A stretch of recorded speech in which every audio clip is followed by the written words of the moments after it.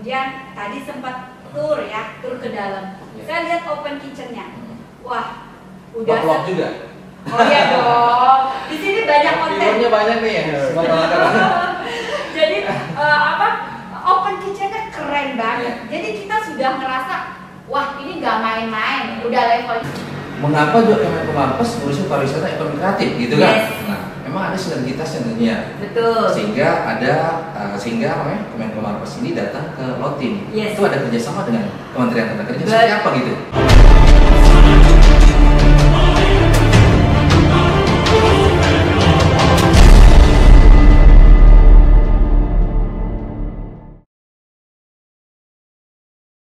Oke baik, Smart Tonaker, apa kabar kalian semuanya? Kembali di acara podcast Vokasi Kompeten. Senang sekali rasanya saya Habibi akan mengajak semua Smart Tonaker yang ada di mana saja berada. Nah tentunya kemarin kita berbicara banyak hal tentang seputar vokasi atau pelatihan ini. Nah kali ini ada bintang tamu menarik nih yang bisa nemenin saya. Wah jauh-jauh dari Jakarta nih. Selamat siang Mbak, gimana kabar? Alhamdulillah baik. Bisa dikatain ini namanya Mbak Agnes Widayanti ya? Betul. Oke, Mbak Agnes Widayanti seorang dokter. Dokter apa dokter nih? Dokter. Oh, Kalau dokter dokter. menyembuhkan penyakit, saya Oh, nggak iya. bisa menyembuhkan penyakit. Oke, menyakit hatiku aja Mbak ya? Boleh lah. Asalkan jangan diduain hatinya, satu aja cukup. Baik, Smart Tonaker, ini Ibu Dokter Agnes ini merupakan analis kebijakan ahli media bidang SDM Parekraf. Betul. Di Kemenko bidang kemaritiman dan investasi. Oke, jauh-jauh datang ke Jakarta ingin tahu tentang Balai Pelatihan Vokasi dan Produktivitas ini. Nah, seperti apa perbincangan kita kali ini? Tetap pantengin terus di acara podcast Vokasi Kompeten. Baik, Smart Tonaker, aku mau tanya nih sama Mbak Agnes. Boleh. Selaku yang membidangi masalah SDM tentunya ya. Mbak Agnes tentunya luas nih, SDM ini kayak gimana. Namun yang pertama aku tanyain, seperti apa sih program yang ada di SDM Parekraf ini, kemaritiman yang beda investasi? Oke. Baik, terima kasih. Enaknya dipanggil apa nih? Bang apa nih? Bang apa ya?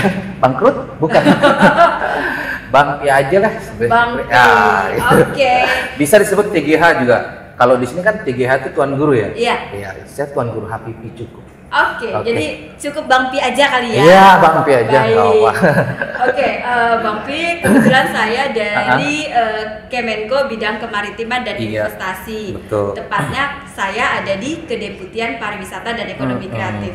Pasti Bang Pi heran dong, Iya, iya. ngapain ini Kemenko Marves? Gak ada hubungannya gitu Iya, kali ya. ngapain Pak Luhut gitu ya? Iya. Ikut-ikutan ngurusin pariwisata dan ekonomi kreatif.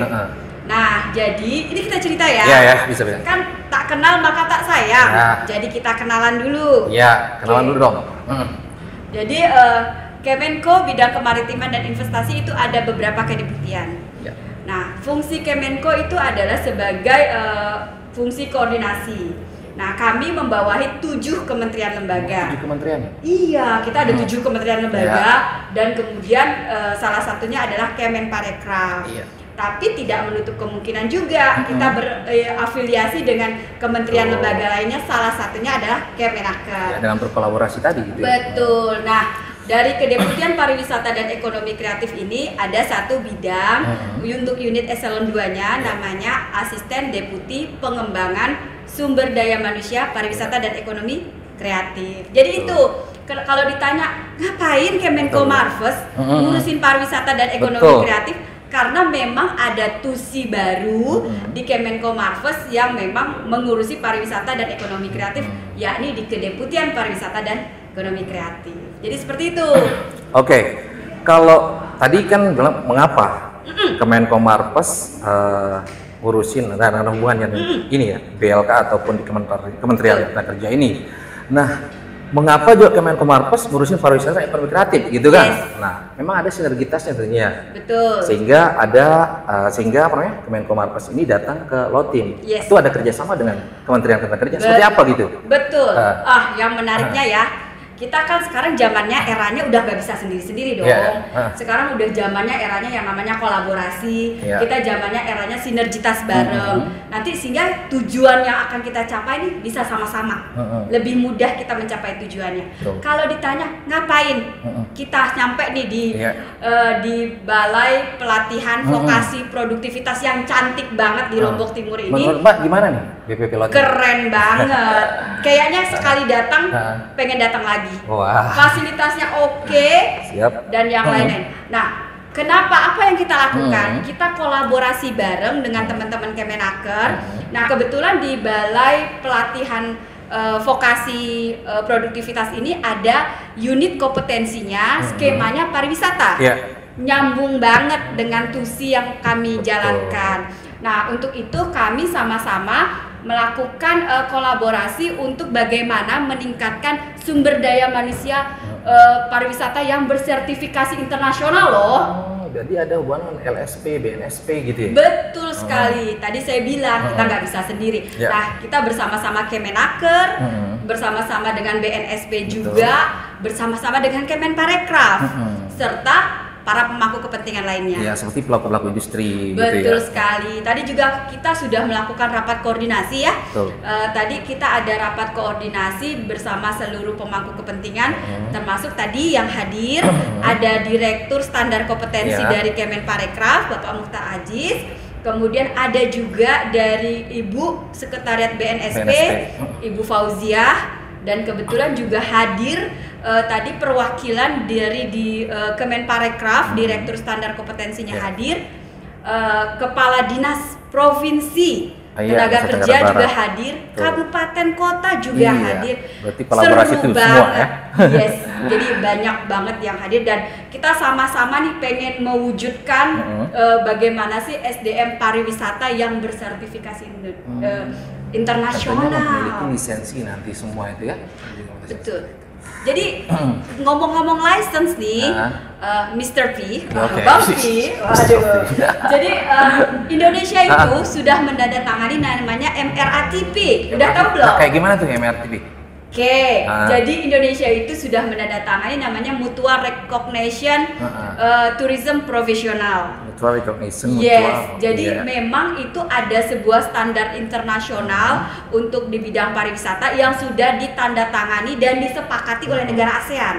Keren kan? Wah, jadi sinergitas sampai luar negeri. Iya dong. Jadi kolaborasi yang kita bangun ini antara Kemenaker, Kemenko Marves, Kemenparekraf, BNSP itu gak hanya sifatnya lokalitas loh.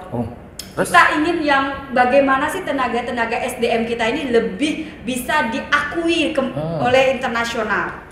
Nah, kita lagi menggagas itu. Nah, insya Allah lah melalui kerja bareng, kolaborasi dan sinergitas bareng ini, saya yakin akan bisa terwujud. Nah, tadi kan ada kerjasama, kolaborasi, sinergitas tentunya. Dan apa-apa sudah yang dilakukan oleh Kemenko Marves ini? Baik, kalau yang dilakukan kita untuk pengembangan SDM pariwisata dan ekonomi kreatif sudah beberapa hal yang kita lakukan.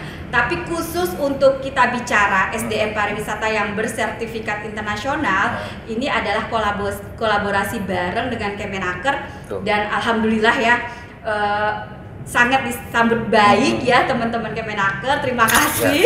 Jadi yang dilakukan, kita sudah melakukan beberapa kali rapat. Jadi sebelum ini, sebelum rapat di Lombok Timur, sehingga alhamdulillah saya bisa hadir di tempat yang cantik ini, tempat yang keren banget. Itu kita sudah ada rapat sebelumnya di Medan, di Balai Besar. Berbicara Medan, kenapa ada 2 BLK yang dipilih oleh Kemenko? Iya, sebenarnya itu sebuah perjalanan ya. Kalau ditanya apa yang dilakukan, jadi pada saat itu kita pernah rapat unit eselon 1 antara Pak Dirjen Pembinaan Pelatihan Vokasi dan Produktivitas dengan Bapak Deputi kami, Deputi Koordinasi Bidang Pariwisata dan Ekonomi Kreatif. Akhirnya ada sebuah kesepakatan. Yuk kita sama-sama mengembangkan SDM pariwisata yang bersertifikat internasional. Setelah dari hasil itu kita dapat bahwa Kemenaker ternyata punya 2 BLK yang memang dia fokusnya kepada pariwisata. Concernnya di situ. Yes, tusinya yaitu pertama ada di Balai Besar Pelatihan vokasi dan produktivitas Medan. Dan yang kedua adalah di Lombok Timur. Jadi itulah kenapa kita pilih 2. Jadi buat yang lain jangan ngiri dulu gitu loh. Baik. Karena concern memang terhadap yang membidangi pariwisata, ya ekonomi kreatif termasuk di situ ya. Yes. Nah, berbicara tentang kolaborasi dan sinergitas antara Kemenparekraf tentunya dengan Kemenaker. Apa yang membuat dan tertuju pemikiran dari Kemenparekraf ini untuk bergabung atau melakukan kolaborasi dengan Kemenaker? Sebenarnya kalau dibilang ada kementerian lain kan, misalkan seperti itu bisa dikatakan. Iya. Baik, kalau tadi sesuai dengan tugas fungsi kami ya di Kemenko kan Kementerian Koordinator. Artinya kami tidak bisa langsung teknis, tapi kami bagaimana melakukan koordinasi, sinkronisasi dan untuk lintas kementerian lembaga. Kita bicara sertifikasi SDM pariwisata internasional ini nggak bisa sendiri, berarti harus melibatkan banyak kementerian lembaga serta para pemangku kepentingan lainnya. Untuk itu Kemenko Marves hadir untuk mengkolaborasikan tersebut, mensinkronkan program kegiatan.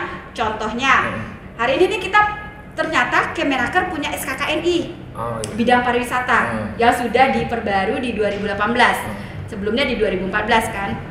Nah, ternyata dari sektor pariwisata sudah ada kurikulum MRATP tadi yang sudah diakui internasional. Apa yang dilakukan? Kita coba melakukan penyelarasan. Seperti kita tahu nih, Bang Pi, kalau MRATP itu secara garis besar sebenarnya mengadop dari SKKNI-nya yang ada di Indonesia, luar biasa kan? Itu terus diambil, direplikasi menjadi ASEAN Toolboxes namanya.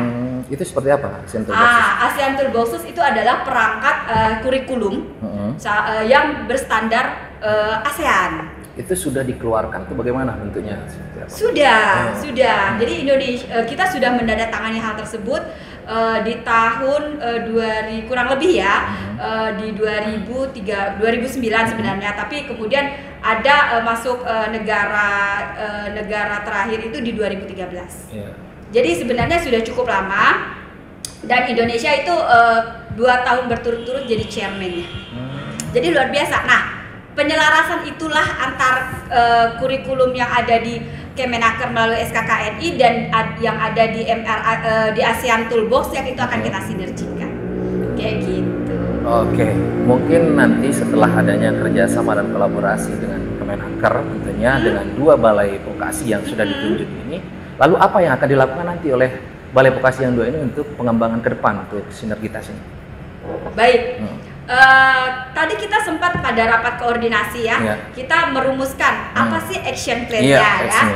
Action plan-nya itu ada beberapa ya. Salah satunya adalah tadi kita coba milih skemanya itu kan kalau memakai ASEAN Toolbox itu ada kurang lebih 52 skema dengan 30 sekian jenis pekerjaan. Nah, 54 skema dengan 32 jenis pekerjaan. Nah, dari situ kita milih nih, kan nggak mungkin semua ya, terlalu banyak juga. Dari hasil kesepakatan tadi kita ada pilih beberapa skema saja. Misalkan kita ambil untuk front office dan kemudian skema food beverage. Itu sesuai kebutuhan yang kita lihat. Betul, sesuai kebutuhan pasar dan industri pastinya. Nah, next plan setelah kita dapat skemanya itu apa yang kita lakukan? Tentu kita akan melakukan pendidikan pelatihan yang menjurus kepada hal tersebut. Jadi bisa langsung terprogram dengan baik. Jenis pelatihannya sudah terarah, kemudian nanti asesornya terarah, instrukturnya juga terarah. Dan itu karena jenisnya di pariwisata, kita sudah ambil untuk lokusnya itu ada di 2 balai Kemenaker yang punya tusi pariwisata. Artinya balai pelatihan vokasi ini fokus terhadap skillnya, untuk pelatihannya atau pengembangannya. Nanti kemudian tindak lanjut dari itu Kemenpar gitu atau gimana? Sebenarnya ini kolaborasi bareng. Ya, nanti kan akan diselaraskan seperti saya bilang di awal itu diselaraskan kurikulumnya, tentu kolaborasi bareng juga ya. Bicara kurikulum nanti ada Kemenpar, ada Kemenaker dan ada BNSP gitu ya. Menarik memang ya. Betul. Nah, apalagi kalau seandainya ini program bisa berjalan baik dengan tentunya ada sinergitas atau kolaborasi antara Kemenparekraf tentunya dengan BPP-Lotim ya, melalui Kementerian Ketenagakerjaan, bagaimana kemudian nanti program-program ini bisa berjalan sesuai dengan yang diinginkan atau sesuai harapan. Lalu kemudian nanti setelah adanya program ini berjalan dengan baik, apa kemudian yang membuat atau berpikir ke depan mungkin ada semacam tambahan atau semacam planning tersendiri untuk bisa memberikan sebuah ruang bagi mereka nantinya setelah mendapat skill nanti dengan program-program yang kita ajukan. Seperti apa mungkin gambarannya? Oke, gambarannya ya, simpelnya ketika kita buat sesuatu kita nggak pengen selesai di situ aja dong. Udah kita bikin programnya, sudah. Terus kita juga akan berpikir bagaimana penempatannya. Nah, karena itu tadi dari teman-teman yang di Kemenaker yang membidangi penempatan tenaga kerja juga ikut hadir untuk sama-sama kita. Yuk, apa yang sudah kita lakukan nggak hanya dilakukan di saat itu aja, nggak hanya dididik, dilatih. Tapi gimana sih nanti kita penempatan tenaga kerjanya? Begitu. Oke, nanti setelah itu akan dilakukan monitoring selaku evaluasi, kemudian setelah program sudah berjalan dengan baik, apa yang dihasilkan dari situ.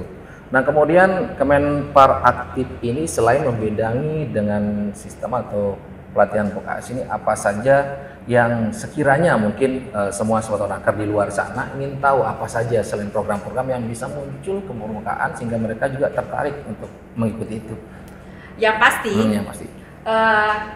Kemenko Marves ini akan terus melakukan fungsi-fungsi monitoring dan evaluasi apa yang sudah kita rumuskan bareng, ya kan? Karena kan kembali lagi Kemenko bidang kemaritiman dan investasi sifatnya seperti coordinating agency.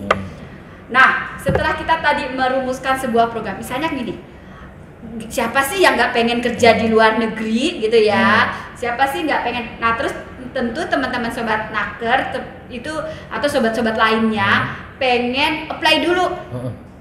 Jadi harus apply dulu dong. Misalkan mau jadi front office gitu kan, apply dulu, daftar pelatihan, kemudian ada skema penerima pelatihan. Misalkan kalau kita bicara untuk level ASEAN pastinya harus bisa bahasa Inggris dong. Nah, setelah itu mungkin dilatih, setelah dilatih ditempatkan. Jadi baik, ini sudah berjalan, kita sudah mulai rapat koordinasi tentang SDM ini, bagaimana kemudian penempatan maupun sertifikasi segala macamnya. Bagaimana kemudian setelah programnya berjalan, setelah itu kapan kira-kira ada wacana dilaksanakannya? Kita kan nggak ingin hanya rakor ya, implementasinya gitu. Kita tuh nggak pengen hanya melakukan koordinasi. Nah, tentunya kita menjual program semata aja gitu ya. Kan? Kita tapi harus ini dulu nih, well plan dulu. Harus well plan. Nah, kita lakukan sinkronisasi koordinasi program antar kementerian lembaga pada saat rakor. Kemudian nanti kita insya Allah di akhir bulan Juni ini ada rakor tingkat menteri. Oh, itu tidak lanjut dari rakor tadi itu? Hasil implementasi atau kolaborasi tadi dengan beberapa pihak itu akan dibawa ke menteri. Seperti apa kemudian nanti planning? Nah, jadi apa yang kita rumuskan bersama, tentu kita akan memberikan masukan kepada pimpinan. Pimpinannya nggak tanggung-tanggung, pimpinannya langsung menteri-menteri. Nanti ada rapat yang akan dipimpin oleh Pak Menko Luhut langsung, dihadiri tentu saja Ibu Menaker, kemudian akan dihadiri oleh Kepala BNSP dan Menteri Pariwisata dan Ekonomi Kreatif. Nah, kita lagi merumuskan itu sehingga nanti para menteri ini mendapatkan sebuah masukan yang baik. Nah, terkait dengan bagaimana sih meningkatkan SDM pariwisata yang bersertifikasi internasional. Nah, setelah itu nanti pastikan akan terimplementasikan dengan baik. Seperti itu. Baik, terima kasih Mbak sudah memberikan sedikit gambaran kepada semua Sotonaker. Jadi mungkin ada yang banyak pertanyaan di luar. Apa sih hubungannya Kemenaker dengan Kemenparekraf Kemenko ini gitu untuk sinergitasnya. Lalu setelah program apakah hanya semata rakor? Tadi udah dijelasin banyak. Nah, mungkin yang terakhir nih. Boleh. Apa masukannya terhadap BPP-Lotim dan apa pandangan Mbak Agnes setelah datang ke BPP-Lotim ini seperti gambarnya yang akan dibawa ke Kementerian Ekonomi? Baik, pertama, the first impression ketika kita masuk ke balai vokasi yang ada di Lombok Timur, kita langsung wow. ini beda ya dengan balai-balai lainnya. Kemudian tadi sempat tur ke dalam. Saya lihat open kitchen-nya. Wah, udah ngeplok juga. Oh iya dong. Di sini banyak konten. Viewernya banyak nih ya, Smetonaker. Jadi open kitchen-nya keren banget. Jadi kita sudah ngerasa, wah ini nggak main-main. Udah levelnya bukan biasa aja. Open kitchen-nya udah keren banget. Kemudian kita datang lagi nih, yang impressive banget ketika kita stay di sini. Saya stay di sini loh, Mr. P. Saya stay di Villa Putri Rinjani. Terus gimana villanya? Itu kita merasa ini kok kayak bukan di balai ya, ini kok kayak di hotel bintang 5 ya. Wah. Kenapa begitu? Karena sudah fasilitasnya udah sedemikian, udah enak banget. Dan yang pasti kalau di sini tuh bayangkan ya, di villa itu kalau itu udah bintang 5, buka jendela aja udah Gunung Rinjani. Iya, betul. Itu kan keren banget. Kemudian apalagi ya? Saya sempat olahraga pagi di sini. Jadi sempat melihat pemandangan sekitar. Iya, sempat mengelilingi di sini dan view-nya. Jadi kemudian untuk saya lihat juga tadi sempat bicara dengan para instrukturnya. Instrukturnya bukan instruktur kaleng-kaleng gitu ya. Jadi mereka bahkan instrukturnya sudah sampai training of trainer-nya ke Austria. Jadi udah bukan yang biasa-biasa lagi gitu loh. Jadi it's good lah to be here. Jadi saya bisa langsung merasakan bagaimana fasilitinya, bagaimana hospitality, karena kan di sini juga ada jurusan food beverage, terus ada jurusan hotel juga ya, bagaimana front office. Kemudian tadi saya ngobrol, jadi merasakan langsung. Harapannya mungkin nanti ke depan nantinya kolaborasi. Tentunya kolaborasi yang dilakukan sekarang ini antar kementerian lembaga, antar Kemenko Marves, antar Kementerian Tenaga Kerja, antar BNSP, Kemenparekraf, LSP dan seluruh stakeholder terkait itu kita ingin sama-sama mewujudkan bagaimana SDM pariwisata itu bersertifikasi internasional, sehingga para tenaga kerja kita itu memang memiliki kualifikasi dan kompetensi yang memang sudah teraku di level ASEAN, seperti itu. Baik Smetonaker, itu dia ya perbincangan kita dengan Pak Agnes. Cukup hanya 15 menit saja kita berbincang-bincang. Buat Smetonaker nanti mungkin bisa tanya-tanya juga karena ada IG-nya juga ya Pak ya. Boleh. Gimana ya Instagramnya ada Pak? Mungkin boleh banget. Follow ya Instagram aku di Agnes Wirdayanti 17 ya. Agnes Wirdayanti 17 ya. Facebook aku boleh juga loh. Boleh. Di Agnes Wirdayanti. Silahkan kalau mau main-main di kantor saya juga boleh banget. Kami ada di Jalan Tamrin nomor 8 di Kemenko Bidang Kemaritiman dan Investasi, Kedeputian Pariwisata dan Ekonomi Kreatif di lantai 13. Silahkan datang, dengan senang hati kita akan diskusi lebih lanjut. Baik, dan tentunya juga jangan lupa follow Instagram yang ada di BVV Lotim yang Mbak Agnes, siapa tahu nanti di mention biar viewernya kayak Mbak Agnes juga ikut gabung nih, ini bisa kolaborasi juga. Jangan hanya di program saja, bagaimana juga di media sosial untuk kita bisa saling berkolaborasi untuk pengembangannya ke depan. Baik, ada di BVV Lotim, kemudian ada di YouTube kita di BVV Lotim channel. Nanti Mbak Agnes bisa pantau juga nih bagaimana perkembangan seputar tentang pelatihan yang ada di Balai Pelatihan Vokasi Lombok Timur nih, ada di channel YouTube kami nanti di situ. Nah, bisa di mention, kemudian bisa disebarluaskan juga di Kemenpar supaya nanti bentuk kolaborasi dan sinergitas itu bisa berjalan dengan baik. Kemudian kolaborasinya bukan hanya di sini, tapi udah seluruh Indonesia Raya. Nah, bukan hanya di sini, tapi sudah seluruh Indonesia.